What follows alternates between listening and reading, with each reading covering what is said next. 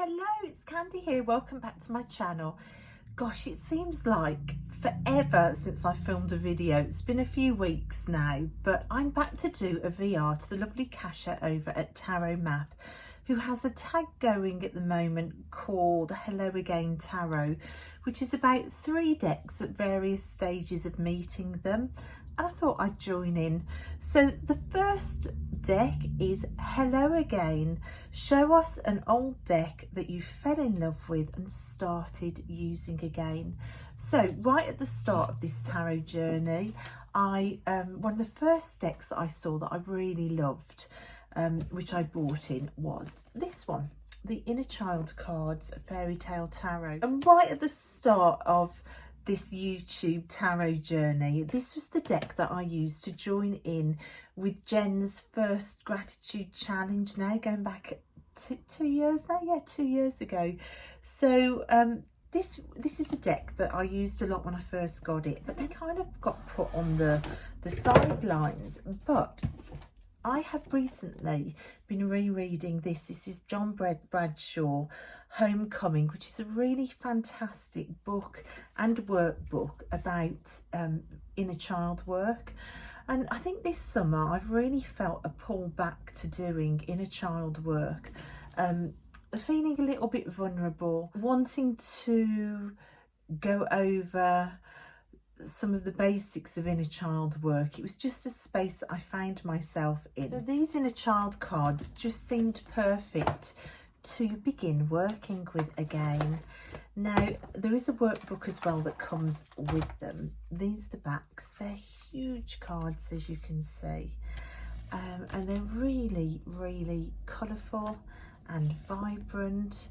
They link in with fairy tales and imagery that your child self will relate to. So the hearts are cups, then you've got swords, there's hearts again. The majors have characters such as the fairy godmother. Crystals is pentacles. Wishing upon a star, that's another major. There's the crystals. You've got things like Father Christmas, Aladdin and his lamp. So these are all images that, if you're doing inner child work, this deck just really calls to that. Wands is wands. The heart suit feature a lot of mermaids in there. Got characters like Sleeping Beauty. There's wands again. That's another hearts card. So you can see the wands, these fairy characters.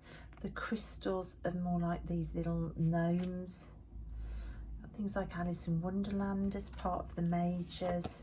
The 3 little pigs. That's swords. You've got Peter Pan, the Emperor's New Clothes, the Yellow Brick Road. I absolutely love that 9 of Wands with the little fairy opening the gate. It was never closed all this time.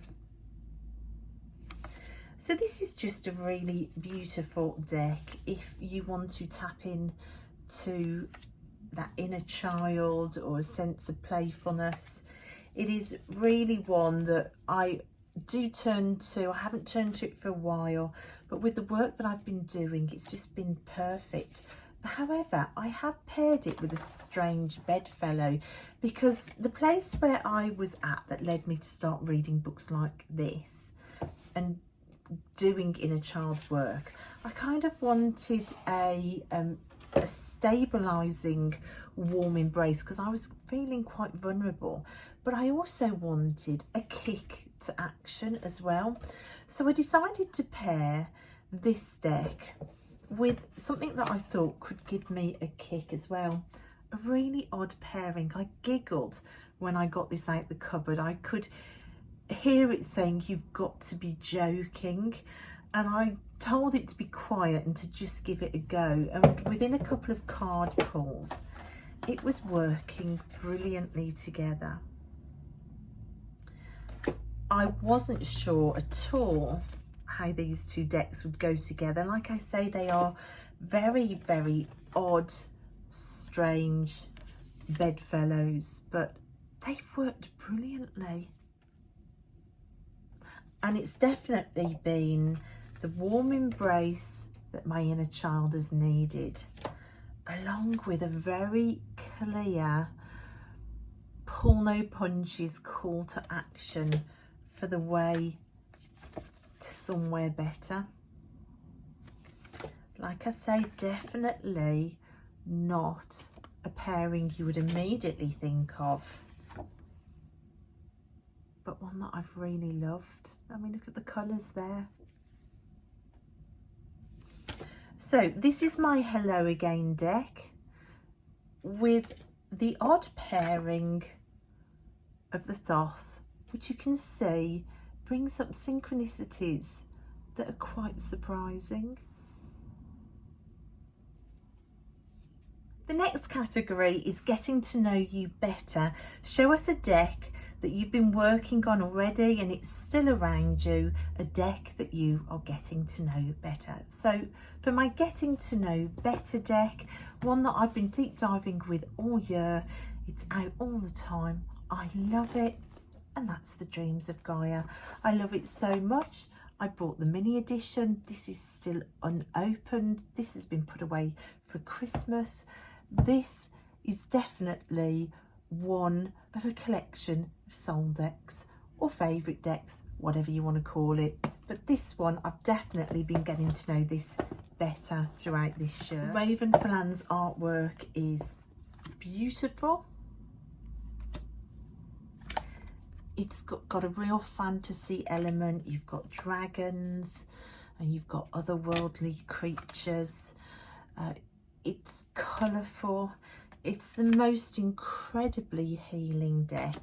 It does step away from the Rider-Waite system in beautiful ways. So it is a deck that you do have to give a little bit of time to, but every ounce of time you put into this deck is returned tenfold, especially if you are after a deck that the cards have really healing messages. If you are going through any sort of process of healing or transformation, or especially if you've come from any sort of trauma, then this deck is beautiful. I never get tired of working with it. It's absolutely beautiful. These are the backs. It is quite glossy. I know that the mini edition isn't glossy, so if that bothers you, then the mini edition might be the one to go for. But yeah, this is the Dreams of Gaia by Raven Falan, my Getting to Know You deck. It was my deep dive deck for the whole year and I'm loving it. The guidebook is fantastic. If you are concerned about the fact that it is a step away from Rider-Waite, then you can see that for each card there is quite expansive in-depth writing, a good 4 sides for each card. Definitely all the info you need to work with this deck is there. And then finally there's the Pleased to Meet You deck. Show us a new arrival or a deck that you haven't had a chance to work with yet. Now I've got a few of those because I ordered a lot in the great spending spree of 2020, and a lot of them, they're open but they haven't been worked with yet, simply because I didn't realise how long I like to spend with each new deck. So the Dreams of Gaia has been open and that's been used throughout a lot of this year, and I keep wanting to come back with this rather than move on to a new deck. I am very much a deep diver with things, and I'm in depth here as well, so I would have thought by now I would have got to a few more decks, but that's obviously not the way I work. So my Pleased to Meet You deck is one I bought last year and it's still not been used. It's been flipped through many times because I just love it. Now the story with this deck, it comes with a little book like this. My friend Jen over at Jen's Science to Soul Tarot and Transformation, she offered to do me a reading via Zoom, and this is the deck that she got pulled to. It's got beautiful backs. These are the backs. To be honest, the reading that she gave me literally blew my mind, mainly because what we were querying, the questions that I wanted answered, were linked to a certain person in my life. Not only did the reading show very clearly in the imagery the path that I'd been pushed down, but it also pulled a card that mirrored a photograph completely of me and this person. So much so that when Jen held the card up to the screen, my jaw hit the floor, and I just said, I've got to send you this photograph. You are just not going to believe it. And I put an image of the card next to the photograph, and it literally looked like the card had been drawn from the photograph. I then sent it to a friend, and she said, that's so spooky, it's unbelievable. And it was just mind-boggling. So I knew that this deck was on my radar because of that, because I felt like there was a link. There was already an energetic link there. Also, it's got an image of Valley Myers in here, who is one of my all-time favourite artists. So that as well, it was well on my radar for that. So this deck has been with me a few months now, and it's not been used. I absolutely love this Devil card. This came up in the reading that Jen did as well. This wasn't the card, but this came up. This tarot card is sublime. Well, every card is sublime. The Moon card is probably my all-time favourite Moon card in any deck, as is this Sun card without a shadow of a doubt. Just beautiful. There are different styles in this deck. So the majors are all these quite detailed paintings. The aces are all black and white. And then some of the suits have got this kind of more doodly kind of feel to them. So the artwork looks different, and I know that puts some people off. I actually love it. I think it's a really, really deep, beautiful deck to look at. I can't comment about working on it yet, because my only experience of the deck being read with is the magical reading that Jen gave me. There's the image of Valley Myers. If you haven't seen her work, then go and Google her. She was amazing. Her drawings and her journaling, it's all spectacular. So this is my Pleased to Meet You deck. And again, it's by the amazing Arnell Art. Arnell is wonderful. The deck itself is by Carmen Sorrenti. The Philarco's Tarot, still to get to know. Really pleased to have it in front of me. It is definitely my next deck to work with. My Hello Again deck for inner child work, with its rather reluctant and mouthy bedfellow, but they are working really well together. And I don't think the Thoth deck is too mad about it anymore. It was as surprised as I was. The Getting to Know You Dreams of Gaia, which is always out. After Christmas it will be in my bag too.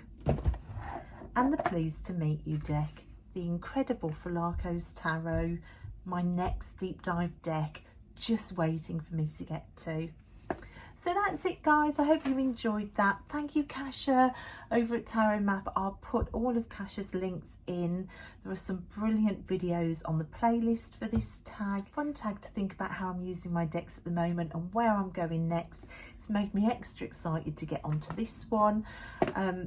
So I'll put all those links below. And thank you, guys. Thank you for watching, and I'll see you next time. Bye.